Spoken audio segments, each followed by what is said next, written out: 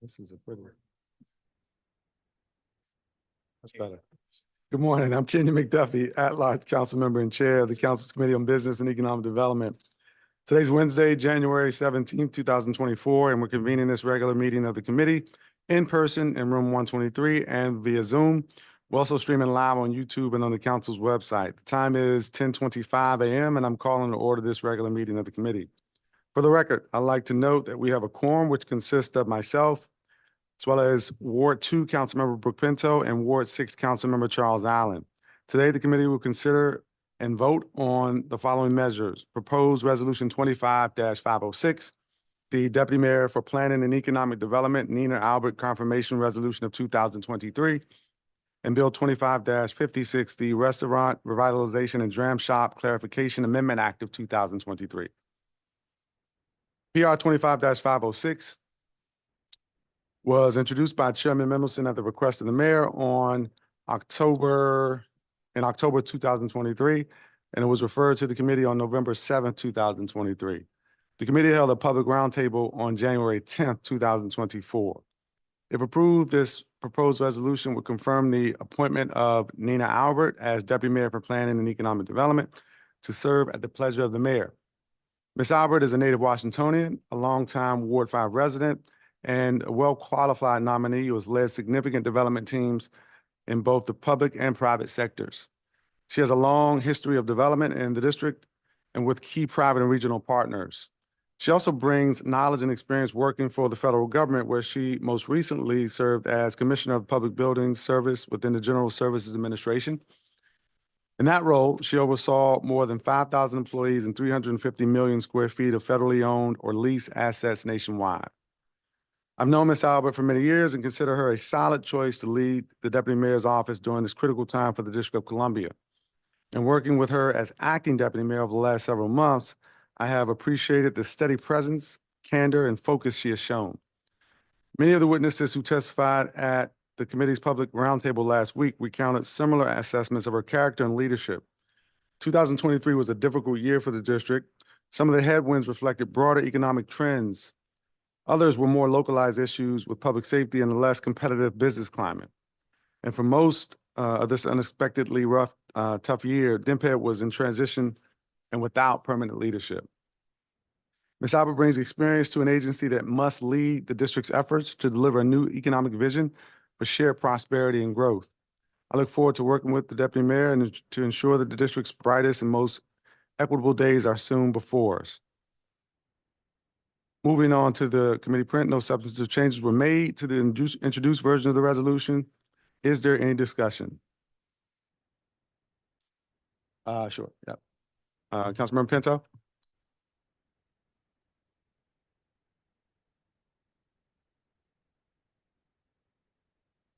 Okay, sure. I can speak briefly on this nomination. So thank you so much, Chair McDuffie, for moving the nomination of Deputy Mayor Nina Albert today to serve as the Deputy Mayor for Planning and Economic Development.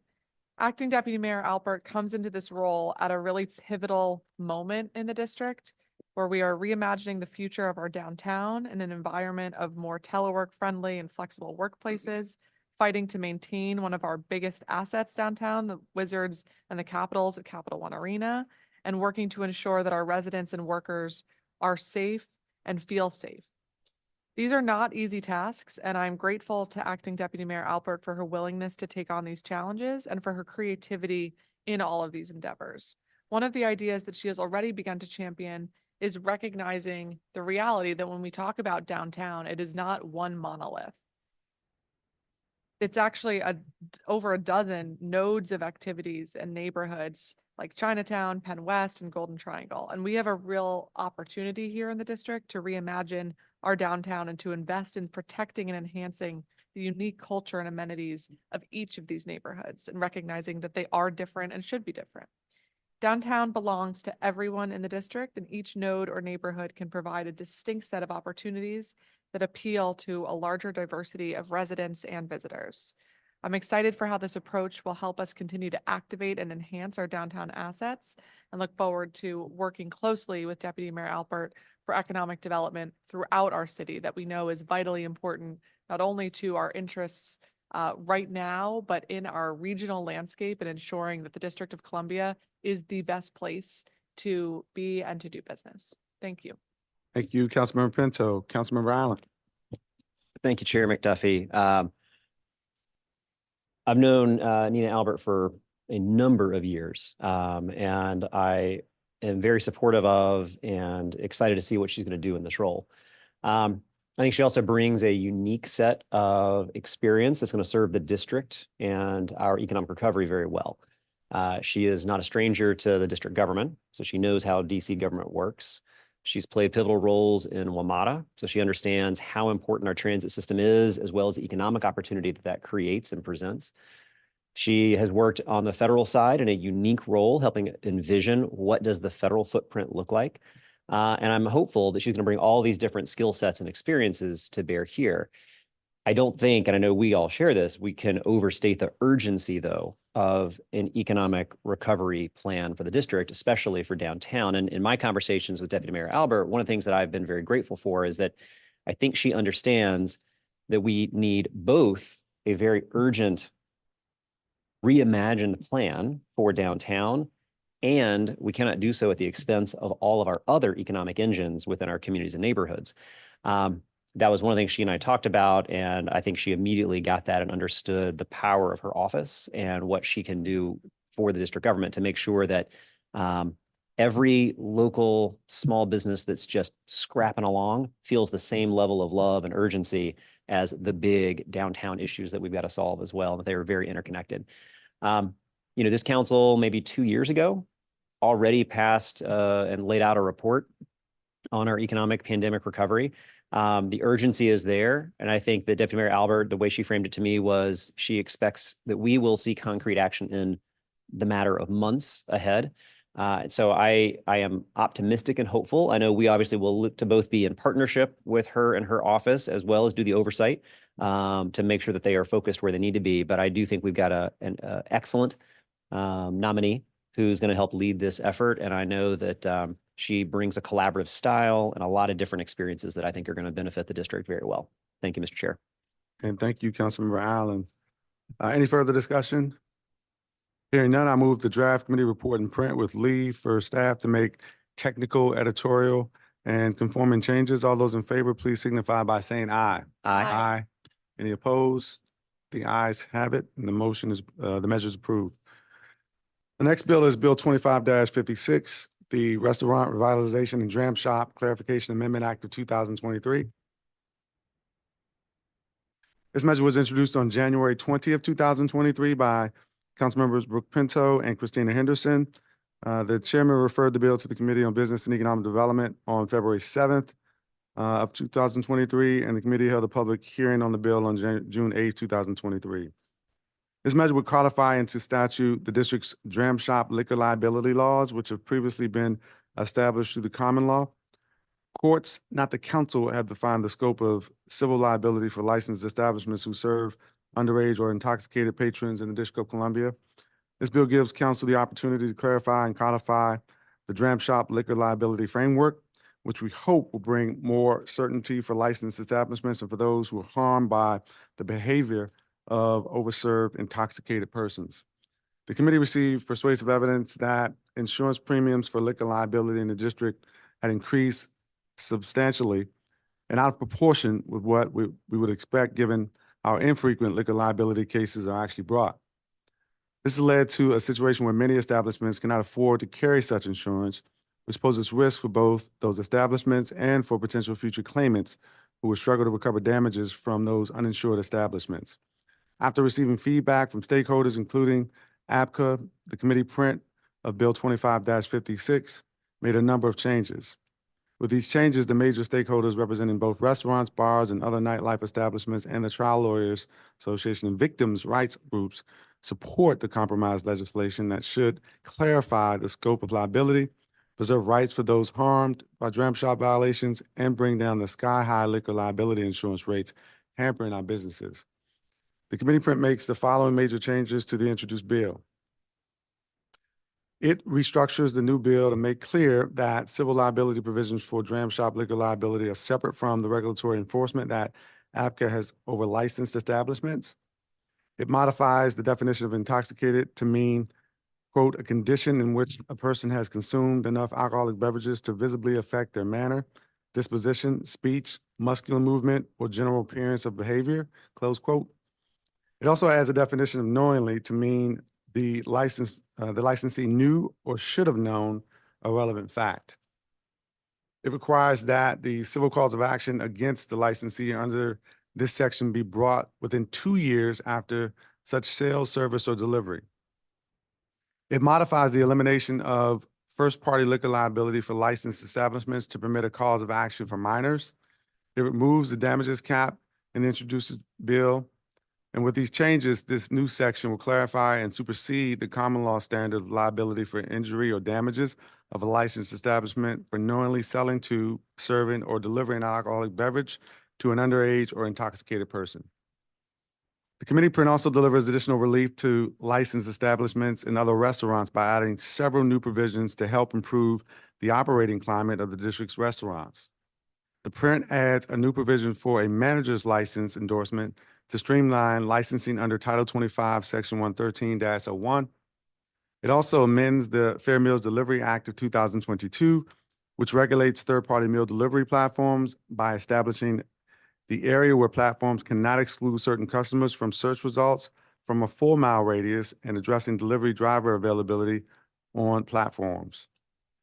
The committee print amends Section 6A(b) of an act to provide for the payment and collection of wages effective December 13th, 2018, to add an online option to the existing in-person requirements for managers' workplace training. These 3 provisions were part of the legislation introduced by Councilmember Allen.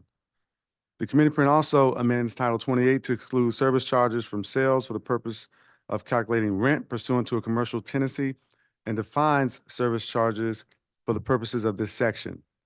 This release was part of a bill that I introduced, and I'm happy to include it as part of a broader effort to help our restaurants.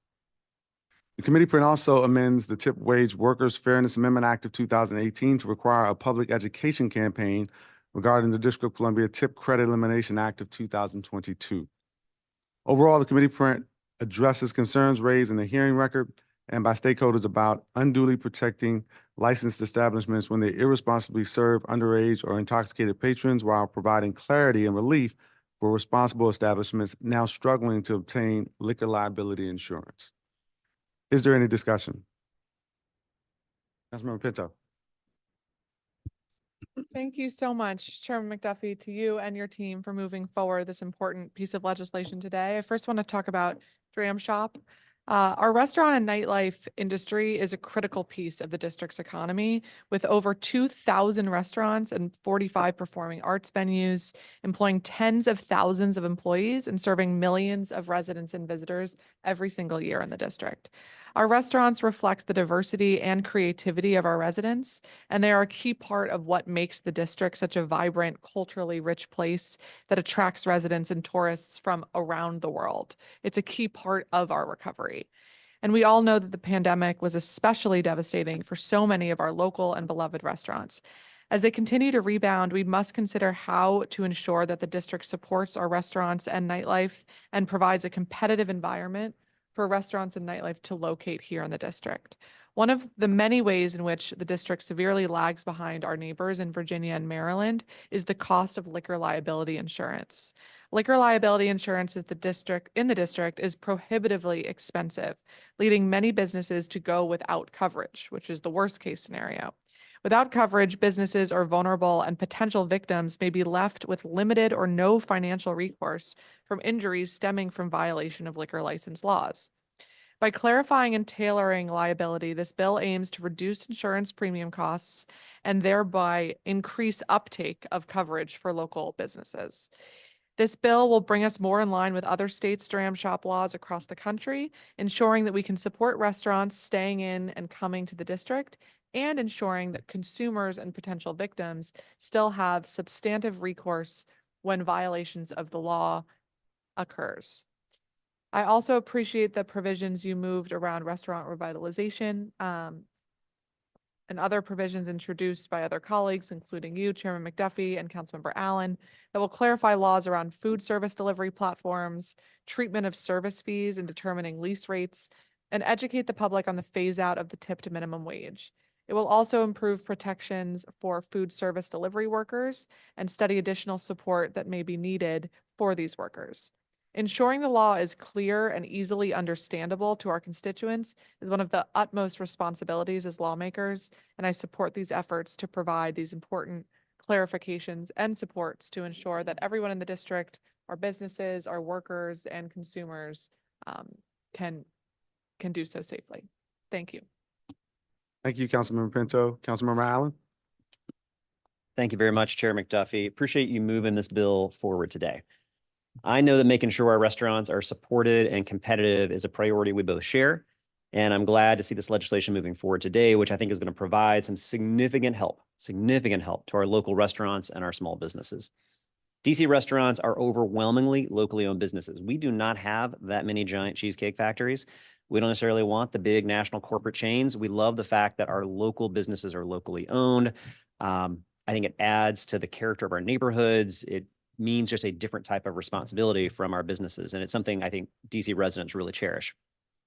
And the restaurant industry has always been famously challenging for one to succeed in. Our local businesses are also, though, facing real headwinds right now. And I think this legislation today takes concrete steps to relieve some of those pressures.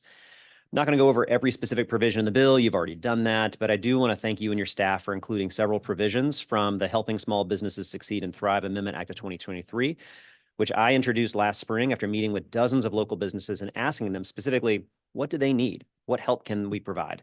And I want to thank you for including those provisions. I'll name a couple of those. Prohibiting service charges from being included in calculating total sales to calculate rent payable for leased commercial property. That may feel a little wonky for a lot of folks, but we need to have clarity with respect to how service charges and tips are treated in commercial leases because of the way that many of those leases are structured. And this is going to translate to a demonstrable improvement in the cost for our local businesses, especially with rising costs of rent that they are all facing. This is going to add an online option to the existing in-person requirement for managers' sexual harassment workplace training. This was something our local businesses said would help them better manage the costs and time for their staff to get that important training. And it frankly just reflects the reality of how we can have effective training be delivered. It makes modifications to the manager's license endorsement by allowing establishments to register up to 5 employees as managers for an annual fee of $390. Additional managers can be added to the endorsement at the cost of $130 for each employee manager position. Now, again, this might be kind of a wonky issue here, but this is something that the restaurants came to us specifically and said how this works because of the problem that we're trying to solve for. I think this solution works very well with that so that the manager's license stays with the business and the investment they're making. It helps them out significantly. And lastly, it's going to require the district and the mayor to conduct a public awareness campaign on the elimination and phase out of our tip minimum wage to communicate to consumers and businesses what to expect. It includes changes to existing practices and an explanation of service charges. I think there's been a lot of confusion out there for consumers about expectations, about what tip minimum phase out actually means. And I think the public awareness campaign will help make sure there is a common language and the consumers are aware and try to make the most informed choices they can. I also want to thank you for including provisions from the Food Delivery Fees, Transparency, Emergency, and Temporary Amendment Acts. We worked to arrive at a very good compromise, and I'm very glad to see that we're moving to make those provisions permanent. And lastly, I want to extend my appreciation to you and your staff, as well as to our leaders within the legal and restaurant spaces for striking a careful balance on the amendments to the liquor liability law. Liquor liability insurance has been cited as an exorbitant cost for our bars and our restaurants, but at the same time, we also want to ensure that should there be any bad actors or outcomes, that a potential plaintiff would have an outlet to seek justice. I know that reaching that compromise, it was not easy, and everyone had to find common ground, and I thank you for the hard work that led to that. So thank you, Mr. Chair. I look forward to voting in support of this measure, and I think this is going to make a concrete and demonstrable improvement for our local businesses in DC. Thank you. Thank you, Councilmember Allen. Any further discussion? Hearing none, I move the draft committee report in print with leave for staff to make technical, editorial, and conforming changes. All those in favor, please signify by saying aye. Aye. Any opposed? The ayes have it and the measure is approved. This concludes the regular meeting of the committee. The time is now 10:44 a.m. and this meeting is adjourned.